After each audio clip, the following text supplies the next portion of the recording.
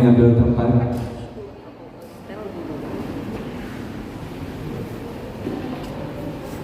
Aniza Adi Putri dari SMA Pertiwi 2 Padang.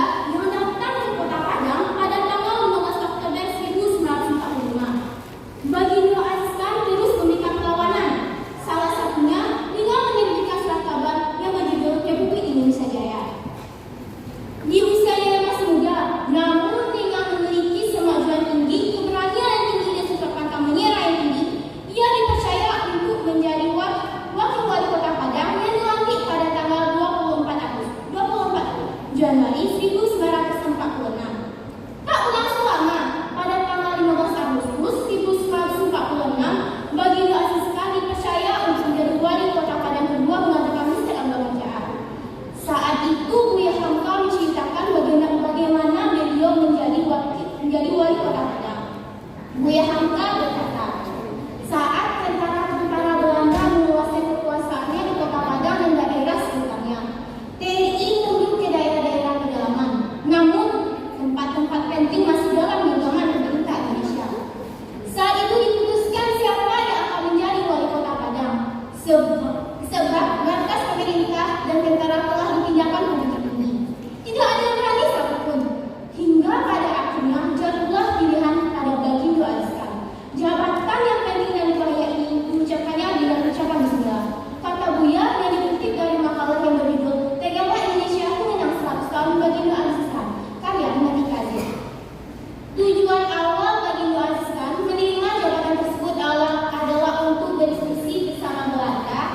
terutama pihak sekutu terkait keamanan Kota Padang. Awalnya pihak sekutu menyepakati kesepakatan tersebut. Namun pada praktiknya, pada kenyataannya, pihak sekutu terutama Belanda seringkali melanggar kesepakatan tersebut. Kerap kali terdengar letusan senapan dan tumbang mortir, bahkan ledakan granat di beberapa titik Kota Padang. Bahkan orang-orang yang dianggap ekstremis pun ditangkap oleh pemerintah Belanda. Pada tanggal 27 dan 28 Agustus 1940, berdekatan dengan malam NPT, TNI melakukan penyerangan di seluruh kota sehingga mengakibatkan pihak sekutu marah dan melakukan penggeledahan dan penampakan di rumah-rumah sehingga para lelaki ditangkap di rumah-rumah. Melihat tersebut, Bagi Luarsa merasa tersinggung. Ia pun pergi mendatangi markas besar sekutu untuk menuntut dan memprotes secara tegas agar mereka dibebaskan.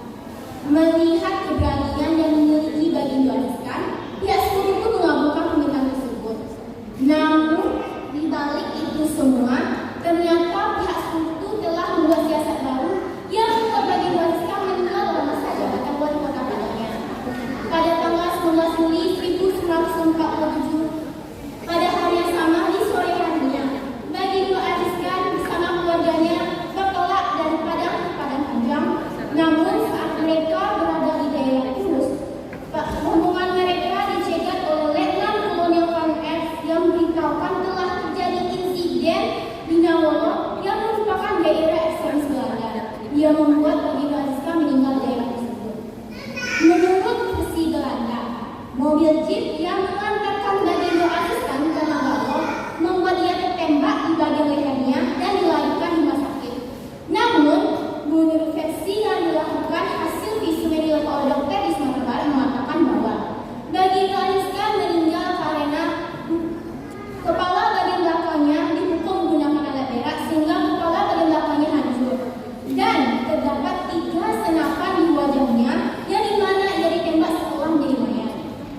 Melihat keberanian dan sikap pantang menyerah yang dimiliki Bagi Luarsa dalam bertahan wilayah tanah airnya, tanah kelahirannya, membuat kita untuk selalu mengenali jasa beliau. Saudara-saudara sekalian, apakah hanya mendengar dan mengetahui kisah perjuangannya saja kita sudah dapat mempertahankan dan mengisi kemerdekaan? Tentu saja hal itu tidak cukup. Dengan mengimplementasikan sikap beliau dalam kehidupan sehari-hari, insya Allah kita bisa mempertahankan dan mengisi kemerdekaan yang telah direbut oleh pahlawan kita. Yang pertama, sikap beliau yang cinta tanah air. Caranya adalah dengan melakukan membeli produk dalam negeri sehingga produk dalam negeri tidak kalah saing dengan produk luar negeri. Yang kedua, sikap pantang menyerah. Untuk kita para kaum belajar, tentunya kita harus belajar dengan rajin, dengan tekad agar kita mencapai mimpi yang kita inginkan.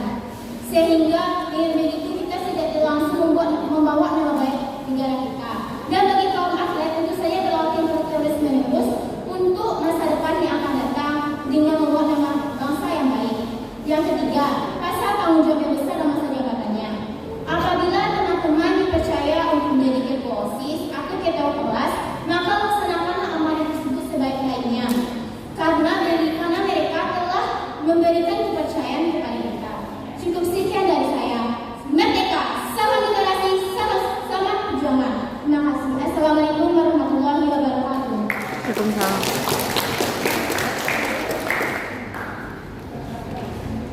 Oke, terima kasih. Itulah penampilan dari nomor lot 1. Dan selanjutnya penampilan nomor lot 2. Dipersilakan kepada pemegang nomor lot 2.